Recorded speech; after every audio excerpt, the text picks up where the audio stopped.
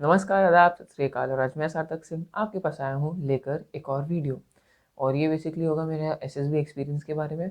मेरा डे 1 और डे 2 जो मैंने एनएसबी वाइज़ैग में स्पेंड किया, उसके ऊपर थोड़ा आइडिया क्या-क्या टास्क थे और किस तरह, मतलब मैं उतना डिटेल में नहीं होऊँगा कि किस तरह के टास्क थे, बट किस तरह की गलतियाँ हो सकती हैं, उनमें मैं थोड़ा-सा टचअप देना चाहता था कि हाँ, मेरे से भी गलती हो सकती थी या फिर हुई, वो सब चीज़ें डिस्कस करूँगा। और बेसिकली जो वाइज़ैग में मेरा एनएसबी था, वहाँ पर जिस दिन हम रिपोर्ट करेंगे, उसी दिन हमारा जो डे 1 था शुरू हो जाता था, मतलब कि स्क्रीनिंग वगैरह उसी दिन हो गई थी। तो इसीलिए उसके हिसाब से मैं अपना पूरा एक्सपीरियंस शेयर करूँगा। उसके अलावा और कुछ ज़रूरत नहीं, चलो शुरू करते हैं। शुरू करने से पहले मैं बता देता हूँ कि मेरे पास क्या-क्या मटीरियल था जब मैं प्रिपेयर किया था, थोड़ा-सा एक आइडिया। तो मेरे पास एक क्रैक एसएसबी की एक बुक थी रेड कलर की, और दूसरी बुक जो मेरे पास थी वो थी ये वाली नटराजन सर की बुक।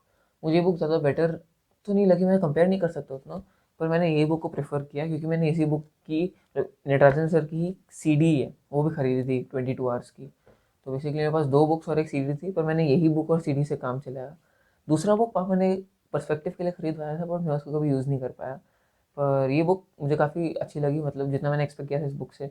कुछ ये थी जो फ्लॉफुल थी, जो मैं बाद में आके बता दूंगा इस बुक में भी। और जो सीडी थी वो भी, मतलब मैं उतना नेसेसरी नहीं बोलूँगा, पर हाँ, अगर आपके पास थोड़ा पैसा है इन्वेस्ट करने के लिए तो कोई प्रॉब्लम नहीं होनी चाहिए। मतलब it's not a bad investment, आपको एक अच्छा आइडिया मिल जाएगा और काफ़ी प्रैक्टिस भी हो जाती है, मतलब देख कर आप समझ सकते हो कैसा है। प्लस जितने ऑब्स्टिकल वगैरह होते हैं वो काफ़ी अच्छे से बता देते हैं, क्योंकि ऑब्स्टिकल वगैरह का मेरे थोड़ा प्रॉब्लम हो रहा था, क्योंकि कभी ऐसे मिलते नहीं ना ऑब्स्टिकल्स जो होते हैं डे 3 डे 4 में। इसीलिए उस सब के लिए थोड़ी अच्छी वो सीडी थी, वरना यूट्यूब में भी काफ़ी अच्छा सोर्स है, मैंने वहाँ से भी काफ़ी देखा था। तो एनीवेज़ वो बहुत ही डिफरेंट टाइप का टॉक हो जाएगा। चलिए, ये भी हो गया और अब एक्चुअली शुरू करते हैं। चलो, तो मेरा डे 1 जो था, तो हम लोग पहुँचे थे। और यहाँ पर सबसे पहली चीज़ होती है जो काफ़ी लोग मिस आउट कर देते हैं, वो है एक इंटरेक्शन। काफ़ी सारे लोग बस एक अपने, जैसे जहाँ भी रिपोर्टिंग होगी, अपना शेल बना के वहीं बैठे रह जाते हैं।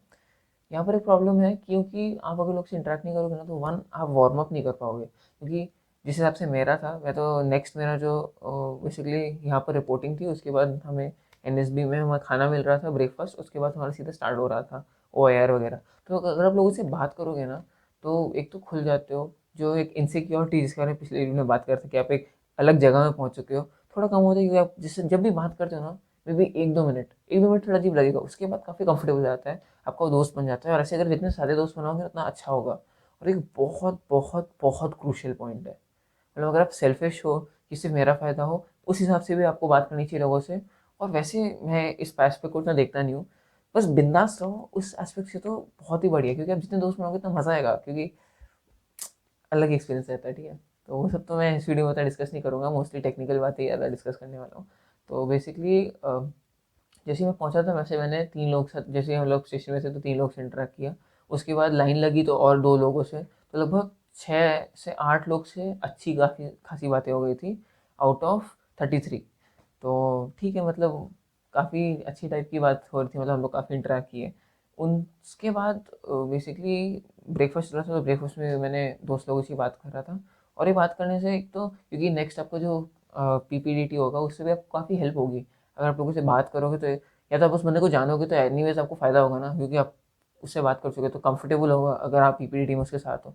वो सब ना देखते हुए भी एक ओपन हो जाता है माइंड, ठीक है, गला में भी थोड़ा यूज्ड हो जाता है बात करने का, वो प्रेशर कम लगता है। और एक काफ़ी कंफर्टिंग फीलिंग होती है अगर आप लोगों से बात करो। मेरे लिए फ़ायदा था, क्योंकि मुझे बात करना लोगों से अच्छा लगता है, बहुत बातूं नहीं हूँ, बहुत ज़्यादा। तो मेरे लिए ईज़ी था मेरे लिए बात करना, मैं तो लोगों को पकड़ के मतलब ऐसी बात करता। हाँ, पहले 2-3 मिनट सही में थोड़े ऑकवर्ड लगते हैं, क्योंकि आप पहले क्या पूछोगे कि कहाँ से आए हो, फिर कौन से स्कूल के हो, फिर अगर कोई और एग्ज़ाम लिखा है तो कैसा गया। इसके बाद जो चीज़ें आती हैं ना, तो थोड़ी अगर लय बन जाती है एक बार, तो फिर तो मतलब लंबा चल जाती है बात, अच्छे दोस्त बन जाते हैं। वरना यही चीज़ के लिए थोड़ा टाइम लग जाता है, मे बी जब शाम को आप रुकोगे ना, तो गप्पे लड़ाओगे तो काफ़ी अच्छी बात हो जाएगी, उसके बाद फिर कंफर्टेबल हो जाता है। पर इनिशियली अगर आप ये थोड़ा कनेक्ट बना लोगे ना, तो काफ़ी हेल्पफुल होता है, क्योंकि काफ़ी लोग ये करते नहीं हैं। तो अगर आप ये करोगे तो एक तरह से देखो कि आप आगे हो जाओगे। बट अगेन, मैं एस्पेक्ट को उतना देख नहीं रहा हूँ। हम लोग सिर्फ यहाँ पर एक पॉजिटिव मोटिव के साथ लोगों से एक डिफरेंट एक्सपीरियंस लेने के लिए आए हैं, तो इसलिए मैं काफ़ी लोगों से इंटरेक्ट किया, मेरा वही मोटो था पर्सनली। तो ये सब हुआ। एंड कुछ बातें यहाँ पर जो थी, तो एक इंटरेक्शन जो मेरे लिए बहुत इंपॉर्टेंट बात होगी। और दूसरा है कि मतलब जब आप यू नो अच्छे से रेस्ट लेके आने की कोशिश करो जब आपका फर्स्ट डे, अगर आपका फर्स्ट डे में आपका सब स्टार्ट होगा ना, तो रेस्ट काफ़ी इंपॉर्टेंट है कि काफ़ी लोग की कनेक्टिंग ट्रेन होती है, वैसे ही पहुँचते हैं वैसे ही रिपोर्टिंग हो जाती है। तो वो करना थोड़ा थोड़ा सा रिस्की है, क्योंकि अगर आप वहीं सोए सोए रहोगे, आपका फर्स्ट डे है, बाकी सब लोग अगर एक्टिवेटेड हैं, तो अगर उन लोग ने बेटा कर लिया तो आप स्क्रीन आउट हो जाओगे, वापस वहीं नेक्स्ट घर चले जाओगे। तो थोड़ा मतलब रेस्ट लेके आना काफ़ी ज़रूरी है। मुझे थोड़ी रेस्ट मिल गई थी, उसके बाद ही मैं गया था।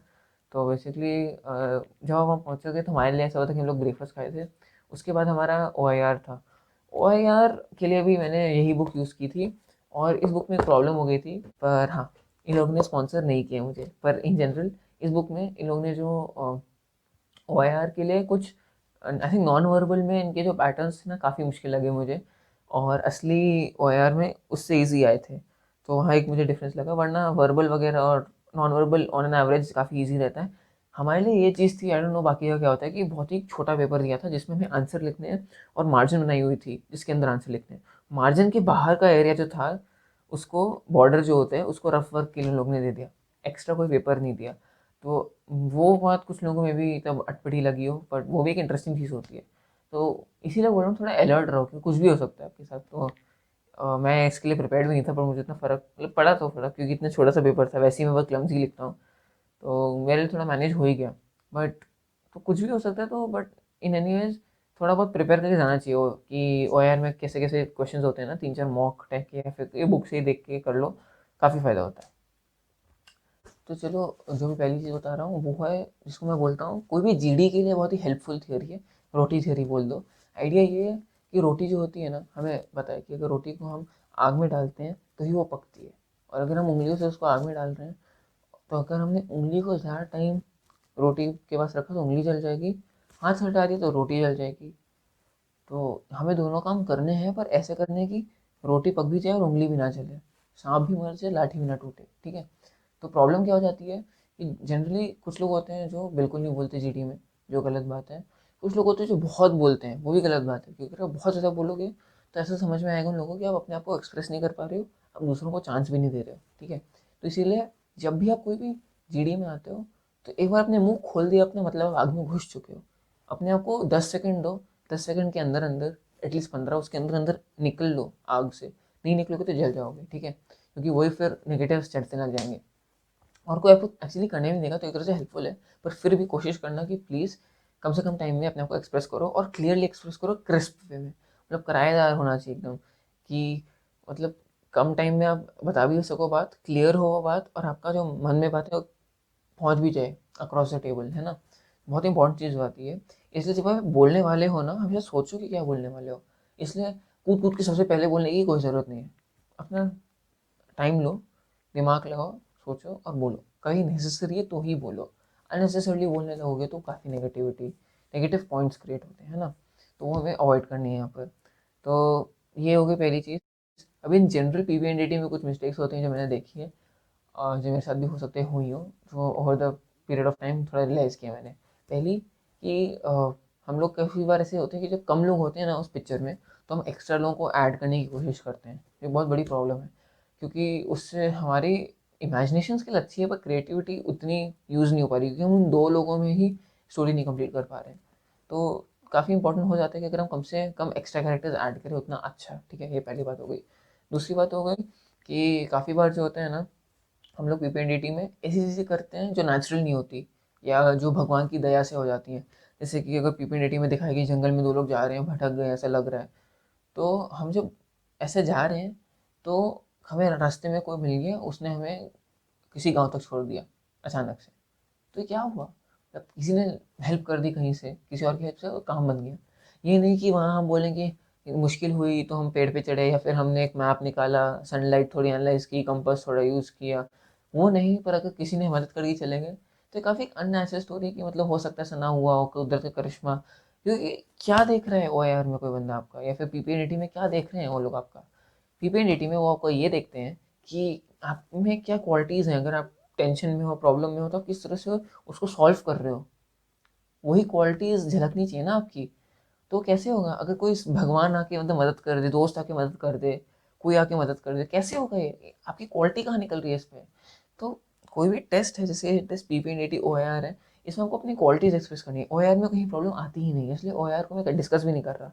पीपीटीटी में प्रॉब्लम आ जाती है क्योंकि लोग यही कर देते हैं, लोग भगवान की ऐसी चीज़ें कर देते हैं और नंबर कट जाते हैं, क्योंकि आप अपनी क्वालिटी कहाँ एक्सप्रेस कर रहे हो।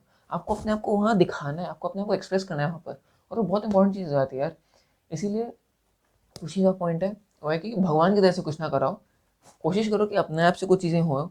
जैसे एक और एग्जांपल बहुत अच्छा है कि सरपंच के पास गए, सरपंच ने एक चीज़ें बोली और प्रॉब्लम सॉल्व हो गई। ये सरपंच के पास तुम जा रहे हो, मतलब किसी की हेल्प ले रहे हो और वो प्रॉब्लम सॉल्व हो गई।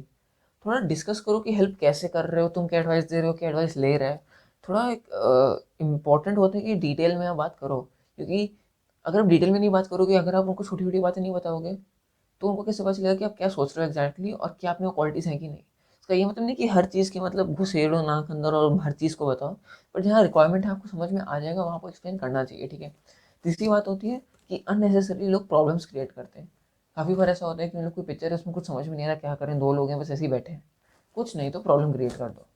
अब ज़रूरी नहीं है कि प्रॉब्लम क्रिएट करना गंदी बात है, पर अगर पॉसिबिलिटी है कि आप प्रॉब्लम ना क्रिएट करो तो एक फ़ायदे वाली बात है, क्योंकि मे बी पॉजिटिविटी आता मेंटेन रहेगी, बट ज़बरदस्ती प्रॉब्लम मत क्रिएट करो कभी, ठीक है। और चौथा ये बहुत ही इंटरेस्टिंग चीज़ था, ठीक है, जो मैंने अगेन यूट्यूब में या फिर जो नारायण नटराजन सर की जो सीडी है उसमें देखा था, वो है कि काफ़ी बार हम निगलेक्ट कर देते हैं कि हमारे नेबर्स भी जिंदा होते हैं। मतलब कोई भी स्टोरी में, जैसे हमारे घर में आग लगे हम क्या करेंगे, जनरली वर्ड एसोसिएशन टेस्ट या फिर पिक्चर पिक्चर परसेप्शन वाले जो होते हैं ना, साइकोलॉजी वाले टेस्ट, उसमें काफ़ी काम आता है कि हमारे घर में आग लगी है, अब हम क्या कर रहे हैं, कॉल करेंगे पेरेंट्स को, वो सब बोलते हैं ना लोग। यार आपके साइड में आपके नेबर्स हैं, उनकी हेल्प लो। और ये काफ़ी लोग मिस कर देते हैं बात, काफ़ी इंपॉर्टेंट बात होती है। इससे मतलब है कि आप नेबर से इंटरेक्ट नहीं कर रहे, आप अपने अंदर ही अंदर रहते हो, लोगों से हेल्प लेने में हेसिटेट करते हो, तो ये सब चीज़ें ना पॉजिटिव नहीं होती। तो ये थोड़ा माइंड में रखना कि थोड़ा नेचुरल, और एक्चुअली हो सकता है कभी नेबर से बात ना करें, पर जेनुअनली तो करनी चाहिए ना। नहीं होती बात वो अलग चीज़ है, बट करना चाहिए। तो थोड़ा जो इस तरह से लॉजिकल चीज़ लगती है ना, उसको थोड़ा पोर्ट्रे कर देना चाहिए हमें। ऐसा नहीं कि मतलब नेबर्स को भूल जाओ या ऐसा कुछ काम करना। हमेशा हर चीज़ को थोड़ा एनालाइज करके ही पुट करना, ठीक है। तो पीपीएनडीटी की मैंने जो 3 चीज़ बताई, और जो चौथा था कि नेबर्स की हेल्प, ऐसा कुछ अगर आप देख सकते हो यहाँ तो करने की कोशिश कर लो। बाकी पीपीएनडीटी अगेन जनरल है, मतलब अगर आपको यूट्यूब में दिख रहा है काफ़ी अच्छे से, काफ़ी वीडियोज़ में बताया है, लिंक मैं भेज दूंगा 2-3 वीडियो को जो मुझे ठीक लगे। वरना ये बुक अगेन काफ़ी डिसेंट है, मुझे कोई प्रॉब्लम नहीं लगी इस बुक में। मतलब है, अगर एक बुक रहती है ना तो एक मेंटल सपोर्ट रहता है, और जब एसएसबी में जाते हो तो भी आप ये बुक पढ़ सकते हो 3-4 दिन तक, जब तक आपको आपको एक आइडिया रहेगा, किसी से पूछने की ज़रूरत नहीं पड़ेगी। पूछना चाहिए, बात करो लोगों से, पर यहाँ पर सॉलिड ज्ञान रहता है ना, तो थोड़ी हेल्प करेगी आपकी। जस्ट बता रहा हूँ, मतलब खरीदने की कोई ज़रूरत नहीं, मैं कोई फोर्स नहीं करूँगा, ना तो मेरा कोई फ़ायदा होने वाला है इससे, बस आप लोगों का फ़ायदा हो, वही मेरा एक एम है, ठीक है। तो ये पीपीडीटी आई थिंक कवर हो गया, इसके अलावा कुछ भी होगा तो मैं आगे डाल दूंगा या फिर लिख दूंगा यहाँ पर साइड में, ठीक है। तो उसकी चिंता नहीं करेंगे। चलो लास्ट पार्ट में आते हैं, मैं थोड़ा सम अप करूँगा और थोड़े लास्ट के पॉइंट्स टचअप कर देंगे। तो बेसिकली रियलिस्टिक रहना है, ज़्यादा वर्बोस नहीं रहना, क्रिस्प रहना है, कॉन्टेक्चुअल रहना है। भगवान की दया से कोई चीज़ नहीं होने वाली, थोड़ा अपना खुद का आइडिया लगाओ और वो पोर्ट्रे करने की पूरी कोशिश करो। जो मन में पोर्ट्रे करने की कोशिश करो कि आपको वही दिखाना है और वही वो जानना चाहते हैं आपसे। और अननेसेसरली प्रॉब्लम मत क्रिएट करो, अननेसेसरली कैरेक्टर्स मत क्रिएट करना किसी भी चीज़ में। एंड कभी भी किसी को इंटरप्ट करोगे तो कोई मतलब तहज़ीब होती है कि एक्सक्यूज़ मी या बिग पार्टन, ऐसा करके कुछ यूज़ करो, अच्छे वर्ड यूज़ करो, पावर आता है। बिकॉज स्पीच जो है ना बहुत ही एक स्ट्रॉन्ग पावरफुल टूल होता है, तो वो करने की कोशिश किया करो। एंड स्माइल करो हर टाइम, अगर कुछ प्रॉब्लम हो रही हो या कोई आपकी बात नहीं सुना तो भी स्माइल करो, एटलीस्ट स्माइल रहेगी ना तो एक पॉजिटिव एटीट्यूड रहता है पूरे रूम में या फिर जब भी आपका डिस्कशन चल रहा है। और ये नहीं कि मतलब स्माइल करके ऐसे बैठे रहो और देखते रहो, बाकी लोग डिस्कशन कर रहे हैं वैसे बैठ के देखते रहोगे, ताकते रहोगे तो कुछ होने नहीं वाला। इंटरप्ट करना पड़ेगा तो ठीक से करो वो भी, एंड जब भी इंटरप्ट कर रहे हो समझ लो कि क्या बोलने वाले हो। ये नहीं कि मतलब पहले इंटरप्ट किया फिर सोचना स्टार्ट किया, बहुत गलत है। सोचो फिर इंटरप्ट करो, बोलो और निकलो ऑफिस, वही ना, आग में उंगली डालो और फिर बाहर निकालो। तो बहुत इंपॉर्टेंट हो जाएगी चीज़। उसके अलावा और कुछ नहीं, मतलब हाँ, लोगों के ऐसे नहीं कि मतलब रोकने के लिए टैप करो, ये पूरा ग्रुप डिस्कशन चल रहा है पर तुम साइड वाले से ही बात कर रहे हो, ये सब भी तो अवॉइड करना, सबसे बात करने की कोशिश करो। अच्छा माहौल बन जाएगा अगर आप कोशिश करोगे। And enjoy the experience, enjoy the moment, बस उतना, और कुछ नहीं यार एक्स्ट्रा बोलने के लिए। कमेंट सेक्शन में ज़रूर बता देना कैसा था वीडियो, क्या हाँ मैं इंप्रूव कर सकता हूँ। और लाइक वगैरह करना है कर दो, सब्सक्राइब मैं उतना कुछ फोर्स नहीं करूँगा क्योंकि मुझे बहुत पता है मैं इस टॉपिक में और ज़्यादा वीडियोज़ नहीं बनाऊँगा। डिफरेंट टॉपिक्स में मैं वीडियो कवर करने की कोशिश करूँगा, एक्सपीरियंसेस शेयर करूँगा। And I hope you are happy, I hope you learn something from it, और खुश रहो यार, बस मिलते हैं फिर, टेक केयर।